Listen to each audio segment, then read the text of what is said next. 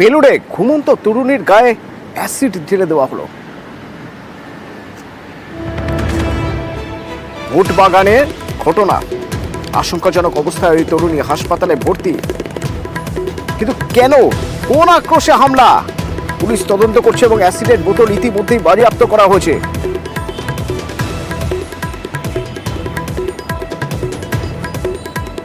দেবাশিস প্রতিনিধি আমার সঙ্গে রয়েছে। দেবাশিস, কারা, কেন এই ঘটনা ঘটালো? পুলিশ এখনো পর্যন্ত কিছু জানতে পারছে কিভাবেই বা এই ঘটনা ঘটলো? দেখো, পুলিশ এখনো এই ঘটনা কারা ঘটিয়েছে তা জানতে না পারলেও যে অ্যাসিড হামলা হয়েছে সেই অ্যাসিডের যে বোতল, সেই বোতলটি কিন্তু উদ্ধার করেছে। এবং এই তরুণীর সঙ্গে আগে তার কোনো প্রেমঘটিত সম্পর্ক ছিল কিনা, কোন যুবক তার সঙ্গে তার সঙ্গে কোনো রকম ডিস্টার্ব করছে কিনা, সেগুলো খতিয়ে দেখা হচ্ছে। তার কারণ এই তরুণী কিন্তু বিয়ে ঠিক হয়েছিল, কয়েক মাস পরেই তার বিয়ের কথা, বলে তার আগেই এরকম অ্যাসিড হামলায় কিন্তু এই দিকটাই অর্থাৎ প্রেমঘটিত কোনো সমস্যা, এই জায়গাটাই খতিয়ে দেখছে পুলিশ।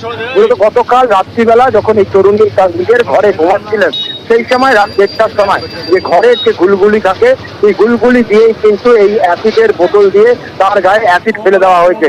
শরীরের একাধিক জায়গায় অ্যাসিডের হামলায় সে কিন্তু আক্রান্ত হয়েছে এবং বলা যেতে পারে এই মুহূর্তে হাওড়া হাসপাতালে বার্ন ডিপার্টমেন্ট, সেখানে কিন্তু তার চিকিৎসা চলছে, যথেষ্ট আশঙ্কাজনক রয়েছে।